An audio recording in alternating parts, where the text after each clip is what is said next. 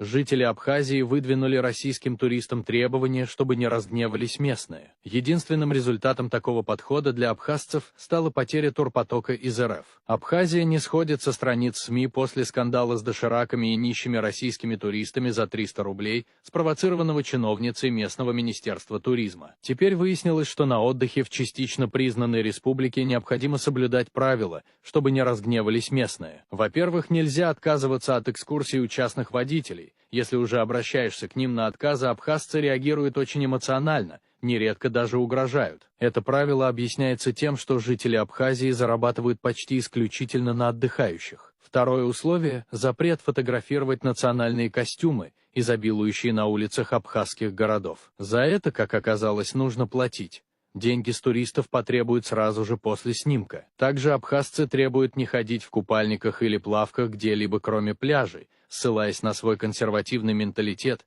и радоваться всему, что предлагают, чтобы они были довольны. Наконец, посещать примечательные места нужно только за деньги. К примеру, в известном ресторане «Гагрипш» в Гагре уже на входе требуют взнос в 1500 рублей, а за проход из любопытства штрафуют почти на эту же сумму. Россияне в сети посмеялись над требованиями абхазцев к туристам. Авторы комментариев рекомендовали жителям Абхазии не удивляться, что отдыхающих в республике становится все меньше. Реакцию абхазцев можно описать фразой: «Это вам не Россия. Эй, вы куда? Что русским туристам нельзя делать в Абхазии, чтобы не разгневались местные? Не ездить в Абхазию. Это единственное верное решение», пишет пользователь Килдозер. Главное правило – не отдыхать в Абхазии. Тогда остальные правила соблюдать не придется. И фирменные абхазские дизентерию с ротавирусом не подцепишь, пишет Вадим М. Туда не надо ездить. Место, где тебя всегда хотят обмануть. Сервиса нет совсем. Чужих считают людьми второго сорта, несмотря на то, что ты платишь им деньги, жалуются россияне. Только русским нельзя все это делать, другим можно? Ах да, других-то в стране души нет, посмеялся Роман Л. А теперь напишите, что абхазцам нельзя делать в России. И есть ли такие правила? Очень интересно, пишет Владимир. По данным АТОР, в начале июля турпоток в Абхазию упал на 40% в годовом выражении. Это стало реакцией на вызывающие высказывания чиновников и жителей республики,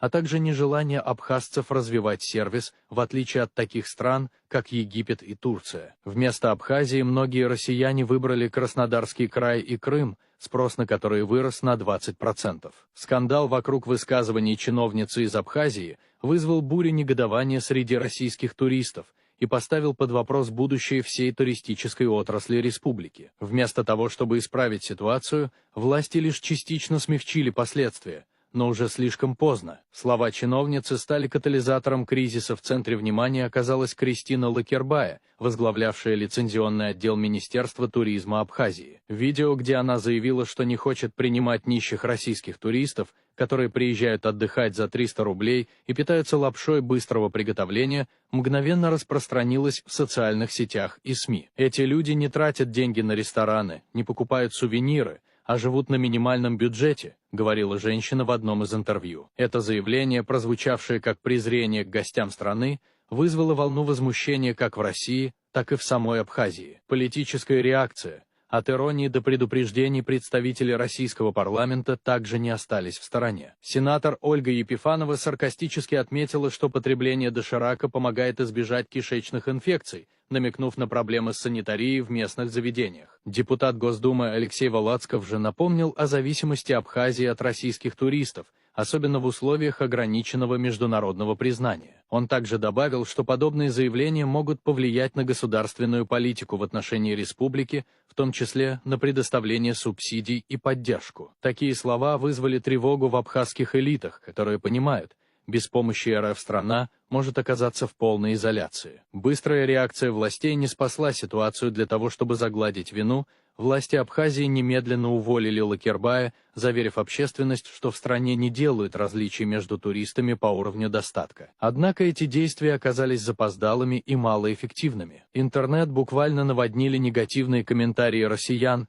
многие из которых заявили, что больше никогда не посетят Абхазию. «Теперь мы точно знаем, как нас здесь ценят», пишет один из пользователей. «Если такое отношение, то я лучше выберу другую страну», добавляет другой. Многие россияне начали массово отказываться от ранее забронированных путевок, а некоторые туроператоры сообщили об увеличении числа аннуляций на июнь-август 2025 года. Особенно заметным стал отток семей с детьми и молодых людей, для которых важны комфорт и безопасность. Паника среди жителей. Без россиян никуда. Жители Абхазии, особенно те, кто зависит от туристического бизнеса, в панике следят за развитием ситуации. Многие понимают, что потеря российских туристов может обернуться серьезным экономическим кризисом для республики. К сожалению, это видео распространилось по всей России. И они больше к нам не приедут, сокрушается одна из подписчиц в Инстаграм признанной в РФ экстремистской организации МИТа. Так нельзя. Весь интернет негативно высказывается про нашу родину. Это печально. Туристов больше не будет, пишет Наур А., выражая страх за будущее региона. Критика системных проблем внутри страны,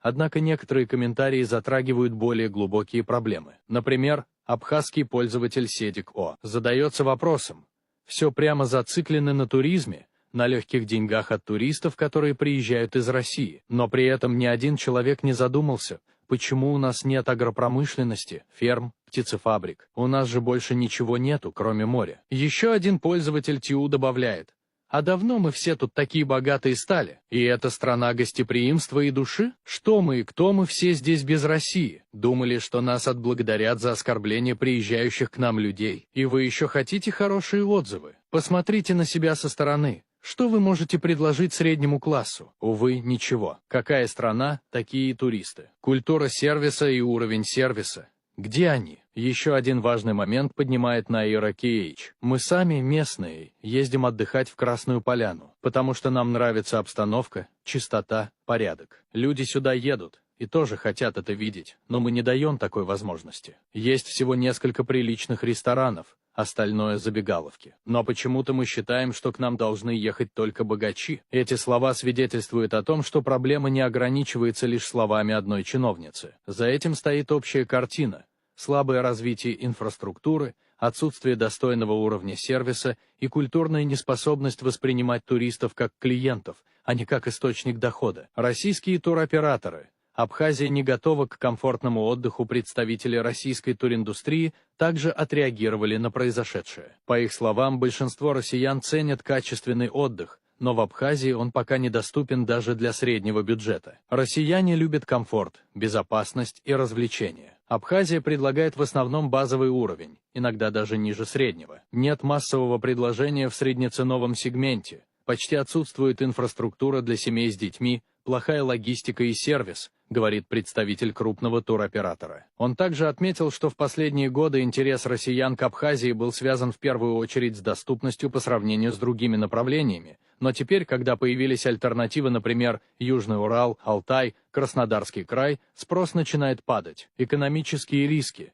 Зависимость от одного источника. Согласно данным, около 90% туристов, посещающих Абхазию, составляют граждане России. Для страны, которая не входит в ООН и имеет ограниченное международное признание, это критический показатель. Россия обеспечивает не только поток туристов, но и финансовую помощь, инвестиции, торговлю и инфраструктурное развитие. Отток россиян может привести к резкому снижению доходов населения, закрытию отелей, кафе и других предприятий, связанных с обслуживанием туристов. Также возможен рост безработицы и миграции молодежи в поисках работы в России или других странах. Примеры аналогичных случаев в мире. Подобные скандалы происходили и раньше. Например, в 2016 году в Турции после антироссийских высказываний президента Эрдогана российские туристы перестали ездить в эту страну. Турецкая экономика почувствовала последствия почти сразу. Упали доходы от туризма, снизились налоговые поступления, пострадали отели и авиакомпании. Только через 2 года отношения начали восстанавливаться. Абхазия сейчас находится в схожей ситуации,